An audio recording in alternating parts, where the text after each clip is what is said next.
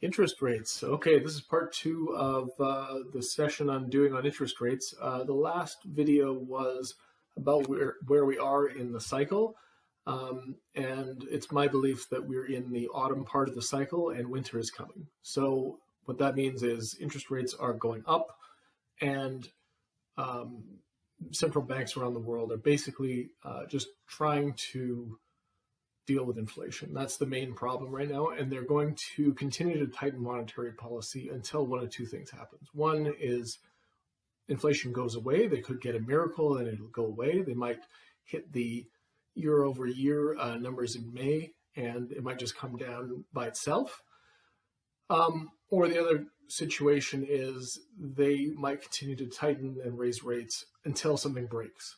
And that would put us into the winter part of the cycle where there's an economic problem and the central banks have to change direction. But it's my belief that they're going to keep on this path until one of those two things happens. The problem goes away or until something breaks. Now, this video, I'm going to talk about what I'm doing about it. I generally have two things that I'm doing right now. The first thing I'm doing is I'm keeping a little bit more cash than I normally do. I have about 15% in cash, and that's I'm not suggesting other people do that. I think it's fine to have good quality stocks and just hold through these cycles. I think Pabrai is correct when he says great businesses transcend markets. So if you have great businesses, you don't need to try and time this stuff. Just for me, I hate seeing great deals and not having cash to buy them. It drives me nuts if I see a company I love and the stock price is bombed out and I have to sell something else to buy it. I just like having the cash to take advantage of that stuff. So I have some attack capital ready for that stuff. I may not get to employ it. Maybe we get a soft landing, and that's fine with me. But I like to have the cash on hand because I love good deals.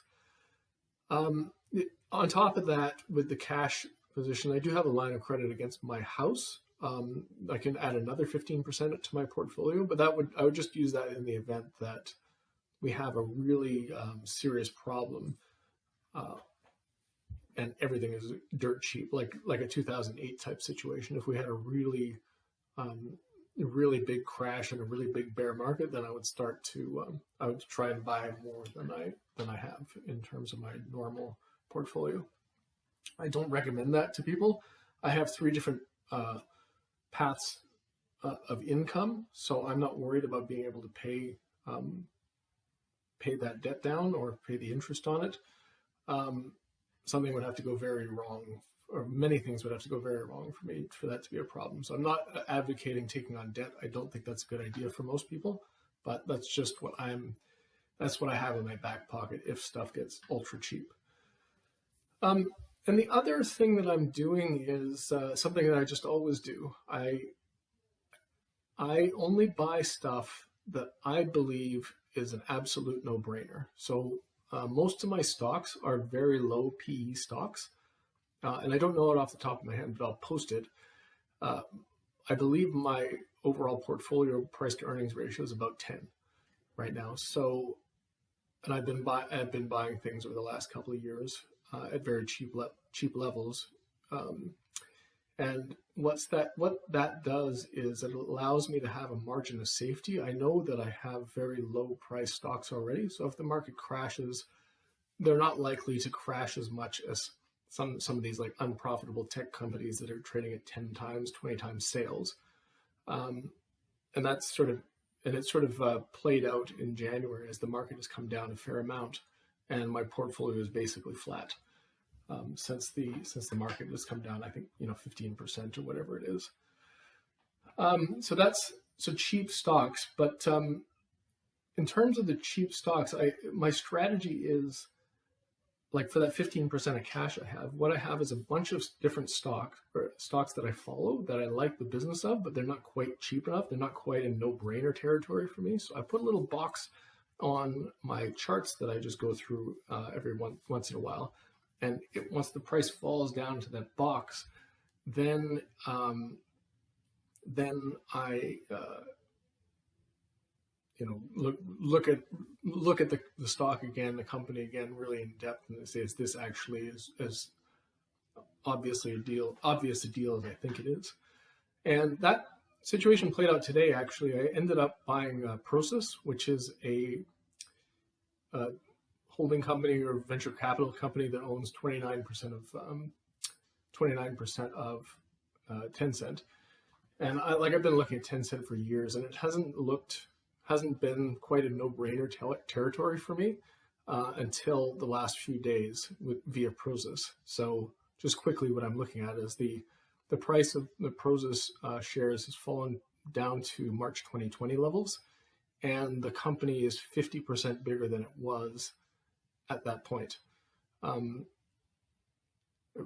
based on a lot of growth that Tencent's had over the last 2 years. So if the March 2020 lows were a good deal, well, this is a 50% better deal, or it's maybe that's not the math, maybe it's 33% better. But anyway, the company's 50% bigger. So if it was a good deal back then, it's a great deal now. I'm going to do a different video on my actual analysis of Tencent, but that's just sort of my strategy. I'll put the chart up for Prosus. And then I guess within that cheap sort of umbrella, I guess the last point I would make is that when I buy things, I buy them at levels where I go, you know what, I'm happy to just hold that. I don't have to worry about timing it right. I say I'm just happy to hold that until the value proposition plays out. So I'm totally happy to ride out a protracted bear market with these stocks. And they're at cheap levels. Like, it's not like buying, let's say, a Square where you're buying it at $200, and then you have to hope that everything goes right and hope there's not a recession, and it just for the stock price to stay up. So I bought these ones, and I'm definitely fine to hold them and forget about them. So I guess I buy stuff with worst case scenario in mind, and if I can sleep well.